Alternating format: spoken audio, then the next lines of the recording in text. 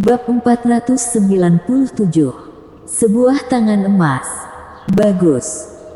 Saat Harley berteriak lagi, dia berbalik dan melompat. Darah dan energi vitalitas yang agung memberinya kepercayaan diri yang besar dan memberinya perasaan untuk mencari seorang alam langit semu untuk diajak bertarung. Baru saja berdiri, Harley menyadari bahwa rambut putihnya telah berubah menjadi rambut hitam, gelap dan tebal, mengalir seperti air terjun, dan ketika dia melihat dengan cermat, itu diwarnai dengan cahaya keemasan. Benar juga, setelah menelan sumber tubuh suci dan naik ke puncak alam Lingsu, usia elemen seharusnya meningkat banyak. Harley tersenyum dan memutar lehernya dengan nyaman. Di antara tumbukan tulang, masih guntur yang bergesekan, yang merupakan guntur dan kilat yang hanya dapat dimiliki oleh kekuatan fisik tingkat tertentu. "Kamu bajingan!" Tepat ketika Harley meregangkan tubuhnya dengan nyaman, omelan keras terdengar dan anak kecil itu bergegas maju dari tidak jauh dengan gusar. Karena Harley menelan sumber tubuh suci, tekanannya pun hilang. Jadi dia bergegas maju dan ketika melihat Harley menelan semua sumber tubuh suci zaman purba hingga bersih, wajah kecilnya itu menggelap. "Sialan, kamu menelan semuanya hingga habis, mengapa kamu tidak menyisakan sedikit untukku?" Anak kecil itu maju ke depan Harley, melompat-lompat. "Aku sudah bekerja sangat keras, tetapi di akhirnya semuanya didapatkan oleh kamu." Benda kecil ini hanya sebesar kepalan tangan dan itu melesat di depan mata Harley, yang membuat pandangannya kabur. Setelah itu, Harley mengulurkan tangannya langsung dan meraihnya di tangannya. "Kamu harus berterima kasih padaku, aku sudah menyelamatkanmu." Harley memandangi benda kecil itu sambil tersenyum dan tidak lupa untuk mengangkat dua jari, "Menyelamatkanmu 2 kali. Omong kosong, apakah aku butuh bantuanmu? Jika kamu berkata seperti itu, maka kurasa aku harus menghajarmu." Harley segera menyingsingkan lengan bajunya. "Ah!" Segera, jeritan terdengar di sini. Baru setelah jeritan dimusnahkan, Harley melihat anak kecil yang dipukuli hingga wajahnya membengkak tergantung di depan matanya. "Apakah kamu sudah bisa menerimanya?" Harley menatap anak kecil itu sambil tersenyum. "Iya." Kali ini nyali anak kecil itu benar-benar menciut, dengan air mata di matanya. "Karena sekarang kamu sudah bisa menerimanya, kamu harus memberitahuku apa sebenarnya kamu, bukan? Kenapa kamu begitu kecil?" Harley melepaskan anak itu dan menatapnya dengan penuh minat. "Namaku Little Elf." Anak kecil itu menyekam mimisannya dan duduk di bahu Harley, lalu dia merapikan rambutnya dengan narsis. Dia baru saja dipukuli, jadi semuanya berantakan. "Little Elf." Harley menyentuh dagunya. "Apa arti nama itu?" Orang-orang dari klan roh memang memiliki pertumbuhan yang lebih lambat. Anak kecil itu berkata. Dia masih berbaring di bahu Harley, akhirnya menemukan tempat yang nyaman, lalu membuka mulutnya dan menggigit sepotong daging. "Apakah kamu dari klan roh?" Harley tampak tertegun, tetapi tidak memperhatikan Little Elf yang menggerogotinya. Benar saja, Lingua kecil menyeringai sebentar, tidak hanya tidak berhasil menggerogoti daging Harley, tetapi 2 giginya bahkan lepas. Itu mengartikan tubuh Harley setelah transformasi itu terlalu kuat. Setelah rasa sakit, anak kecil itu seperti tidak memiliki masalah apa-apa dan berkata sambil mengorek mulutnya, "Aku juga tidak tahu mengapa di dinasti Dacu, aku tidak dapat menemukan orang dari ras yang sama di sini, aku hanya memiliki ingatan ini." Cekak. Di sini, Harley berdecak, 9 klan zaman batu, hari ini aku benar-benar melihat garis keturunan berdarah murni yang hidup. Aku akan ikut denganmu seterusnya. Little Elf melompat langsung dari bahu Harley ke atas kepalanya dan menepuknya dengan tangan kecilnya terlebih dahulu, kemudian duduk bersila di sana seperti biksu kecil. Begini baru benar, pasti tidak akan salah bila ikut denganku. Ayo, kakak akan membawamu untuk menunjukkan kehebatan. Setelah mengatakan itu, Harley Ye berjalan keluar. Bisakah kita mendiskusikan sesuatu? Katakan, bolehkah aku meminta sedikit darahmu? Bagaimana kalau aku mengirimmu ke surga untuk bermain-main? Begitu dia keluar, Harley Ye melihat 3 sosok yang dikenalnya. Melihat dari dekat, itu adalah Hans Ling, Olive dan Stephanie. Wajah mereka bertiga terlihat jelek dan penampilan mereka juga sangat mengenaskan, terutama Hans Ling. Dari belakang hingga ke depan dada, seluruh tubuh dipenuhi lubang darah, bekas pedang dan bekas luka itu masih bersinar dengan cahaya redup yang sedang melarutkan esensi di tubuhnya. Dikejar, Harley Ye mengangkat alisnya dan melihat ke belakang Hans Ling dan yang lainnya, di mana ada darah yang melonjak, tampaknya membawa roh jahat yang tak terhitung jumlahnya. Tunggu, ketika Harley Ye mendekat, barulah dia bisa melihat dengan jelas seperti apa orang itu. Itu adalah seorang pria muda dengan jubah darah, rambutnya setengah hitam dan setengah putih. Ada cahaya berdarah dan dia memegang rantai besi, ditutupi dengan abjad kuno di tangannya. Panggung Feng Yun ke-6, Adam Luo. Harley Ye menyentuh dagunya. Menurut legenda, keluarganya adalah keluarga bangsawan tersembunyi dan praktik metode rahasia yang diturunkan dari waktu ke waktu bahkan lebih unik. Apakah kalian bisa melarikan diri? Ketika Harley Ye merenung, Adam Luo telah menginjak lautan darah dan melihat ke depan dengan penuh minat. Matanya yang berwarna darah jatuh pada Olive dan Stephanie, dengan tatapan serakah. Kakak seperguruan Ling, cepatlah pergi. Targetnya adalah kita. Olive dan Stephanie menghadang Hans Ling. Jangan bodoh. Hans Ling menyembunyikan mereka berdua di ruang hampa, memegang pedang pembunuh berlumuran darah, menatap dingin ke arah Adam Luo yang datang perlahan. Benar juga, Hans Ling berada di peringkat panggung Feng Yun ke-51, sedangkan Adam Luo berada di peringkat 6 panggung Feng Yun. Perbedaan kekuatan keduanya tentu saja sangat jauh.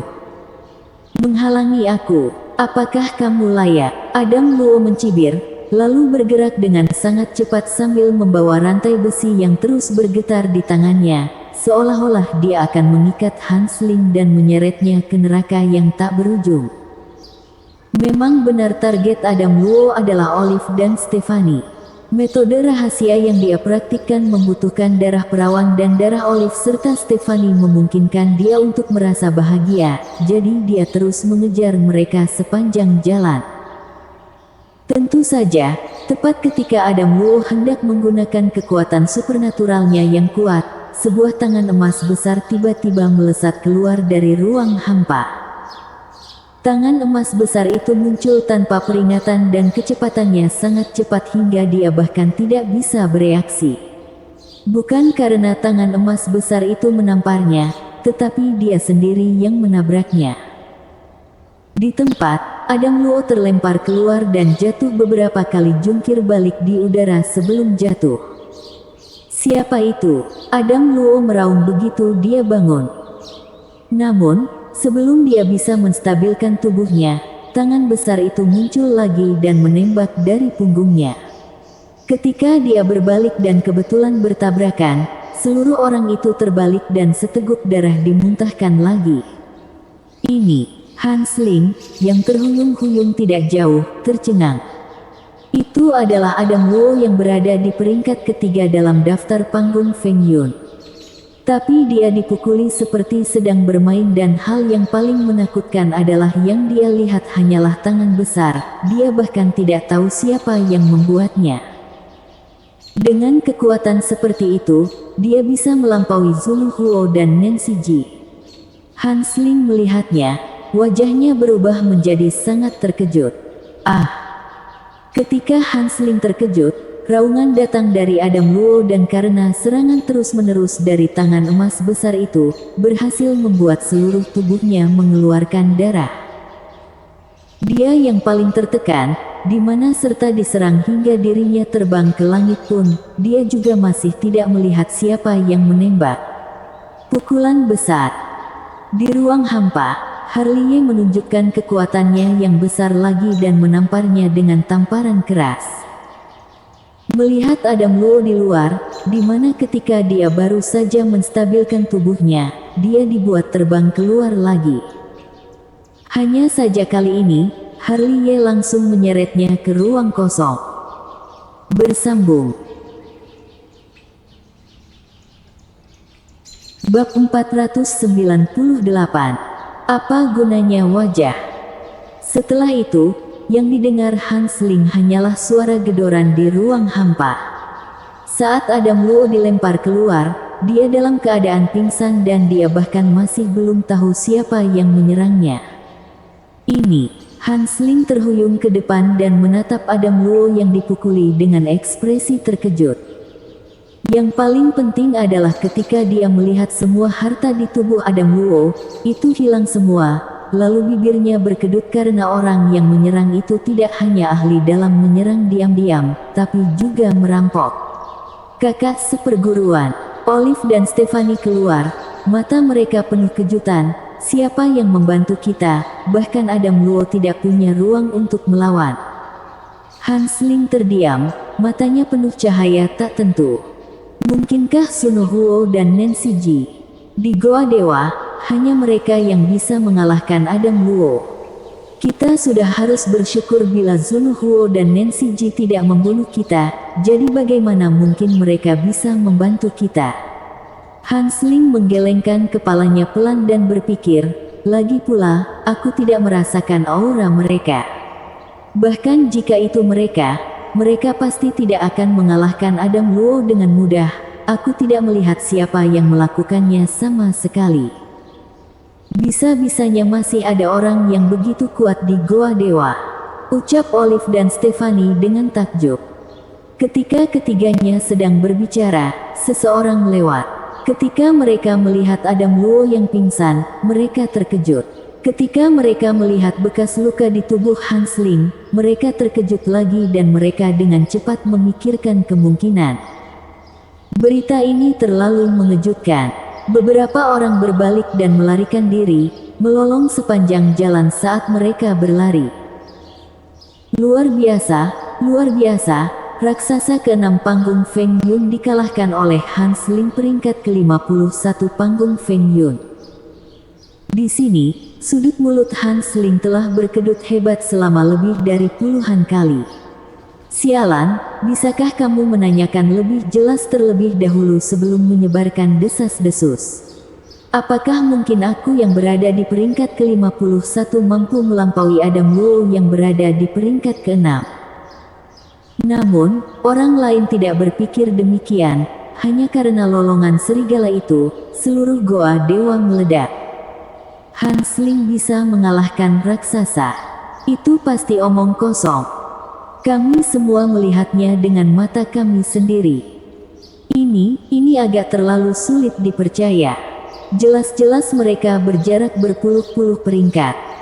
Saat diskusi, Hans Ling sudah membawa Olive dan Stephanie menuju pintu keluar Goa Dewa. Sejak dulu dia selalu ingin menaikkan peringkatnya dalam daftar panggung Feng Yun dan sekarang dia memang telah mencapai keinginannya, di mana dari peringkat 51 naik ke peringkat 6. Namun perbedaan jarak yang cukup jauh ini, bahkan dirinya sendiri sulit untuk menerimanya. Apakah dia akan langsung membatu di tempat ketika dia tahu bahwa Harley Ye yang menyelamatkan mereka? Meskipun mereka sudah pergi, rumor terus berlanjut. Hans Ling bisa mengalahkan Adam Luo. Ini lelucon.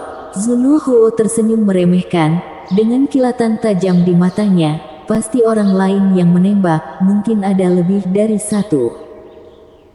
Di sisi lain, di sisi Nancy Ji, Reinhard Hua dan yang lainnya juga menatap Nancy Ji dengan tatapan bingung. Adik sepenguruan, mungkinkah di Goa Dewa, selain Suno Huo ada orang lain yang bisa menandingimu? Nancy Ji terdiam, tetapi ada cahaya redup di matanya yang indah. Pada saat ini, Harley sedang membagi harta rampasan dari Adam Luo bersama Little Elf di ruang hampa. Patut diakui bahwa Adam Luo si peringkat ketiga di panggung Feng Yun, memiliki banyak barang-barang bagus di tas penyimpanannya. Lalu yang terpenting adalah ada puluhan kata emas yang sangat diinginkan Harley. Setelah menyimpan tas penyimpanan Adam Luo, Harley keluar dari ruang kosong. Kemudian, orang ini menjentikkan jariknya dan gumpalan asap biru terbang keluar, berubah menjadi inkarnasi tubuh. Mengubah. Harley dan tubuh inkarnasi mendengus pelan dan melakukan teknik transfigurasi. Bila melihat seperti apa penampilan mereka, cekak, jika Zunohuo dan Nancy Ji ada di sini, tidak tahu apakah mereka akan mencekik Harley di tempat atau tidak. Benar, Harley telah berubah menjadi Zunohuo dan inkarnasi tubuhnya telah berubah menjadi Nancy Ji. Bila bertanya mengapa Harley melakukan ini, tentu saja untuk merampok. Harley tidak cukup bodoh untuk menggunakan identitas Harry Qin untuk merampok, karena identitas Harry Qin akan terungkap cepat atau lambat. Jika membiarkan orang-orang yang dendam padanya tahu Harley adalah Harry Qin, itu bukan suatu hal yang baik untuk sekte Heng Yue. Zunohuo, Nancy Ji, kemarilah. Aku memiliki tugas yang perlu kalian lakukan. Perubahan Harley sangat nyata hingga kebanyakan orang tidak akan mengenalinya. Apakah ini tidak terlalu tak tahu malu dengan melakukan ini? Di samping, Little Elf menyentuh dagunya dan berbicara dengan ekspresi penuh arti. Apa gunanya wajah? Harley segera melambaikan tangannya, mulai merampok. Segera, dia dan tubuh inkarnasinya berpisah. Tak lama kemudian terdengar teriakan dan seseorang yang sedang mencari harta ditampar oleh Harley. Kamu, Zunohuo. Pria itu ambruk di tanah. Ekspresinya ngeri dan wajahnya tiba-tiba menjadi pucat. Jagalah sikapmu, aku hanya menginginkan harta dan tidak akan menyakiti kamu. Dengan senyum di wajahnya, Harley dengan sadar meraih tas penyimpanan orang itu. Setelah menyimpan tas penyimpanan, Harley melirik ke dalam dan tidak menemukan kata emas, jadi dia melemparkannya ke Little Elf. Karena dia adalah kakaknya, jadi setidaknya dia harus memberikan hadiah untuk adiknya, bukan? Lanjut. Setelah selesai, Harley melarikan diri ke ruang kosong lagi. Tak lama kemudian terdengar jeritan lagi dan seseorang yang baru saja menemukan harta karun terhempas oleh tubuh inkarnasi Harley di tempat. Kamu, Nancy Ji. Orang ini sama seperti orang sebelumnya. Matanya penuh ketakutan dan ekspresinya pucat. Tubuh inkarnasi Harley tanpa mengucapkan sepatah kata pun, meraih tas penyimpanan orang itu, berbalik dan menghilang. Namun, yang membuat Harley kecewa adalah kata emas masih belum ditemukan. Selanjutnya, target Harley dan tubuh inkarnasinya menjadi sangat jelas, yaitu keluarga kultivator tersembunyi yang menakutkan sebelumnya, karena ketika dia ingin membeli kata emas sebelumnya, orang-orang itu hanya acuh tak acuh. Benar saja, setelah menakuti seseorang yang tidak lemah, Harley menemukan dua kata emas sesuai keinginannya. Cara ini lebih bisa diandalkan. Harley berbalik dan menyimpan kata emas, lalu semua harta lainnya diberikan kepada Little Elf. Hehe, ini bagus. Little Elf memegang banyak tas penyimpanan dan sangat senang. Sudah aku katakan, bukan? Memang benar kamu mengikutiku. Aku masih ingin sedikit darahmu. Little Elf menatap Harley dengan penuh semangat. Apakah kamu gila? Sebegitu sukanya dengan darahku. Kamu yang tidak mengerti. Little Elf melompat ke bahu Harley, terbatuk, lalu berkata, kamu tahu, tubuhmu penuh dengan harta, di mana di dalam darahmu ada sumber tubuh agung zaman purba yang sebanding dengan spiritual obat. Ada hal ini. Jelas, Harley tidak mengharapkan ini. Tentu saja, Meskipun kamu bukan tubuh agung zaman purba yang sempurna sekarang, namun kamu sudah tidak jauh dari tubuh agung zaman purba yang sempurna. Jika ditempatkan di domain puluhan ribu surgawi, entah ada berapa banyak orang yang akan mencari kamu. Mengapa aku merasa nilai kepentingan diriku telah meningkat ribuan kali? Harley tersenyum, mengangkat tangannya dan menjatuhkan seseorang, kemudian menariknya ke ruang hampa. Hei, beginilah hidup, andai saja aku yang menelan sumber tubuh suci zaman purba. Little Elf menghela nafas dan mengangkat tangannya ke atas dan ke bawah pada tubuh orang yang diseret Harley untuk menemukan harta karun. Tidak apa-apa, kakak melindungimu dan aku akan mengeluarkan darahku ketika kembali nanti. Harley menepuk kepala makhluk kecil itu. Baguslah bila seperti itu, hehehe. Bersambung.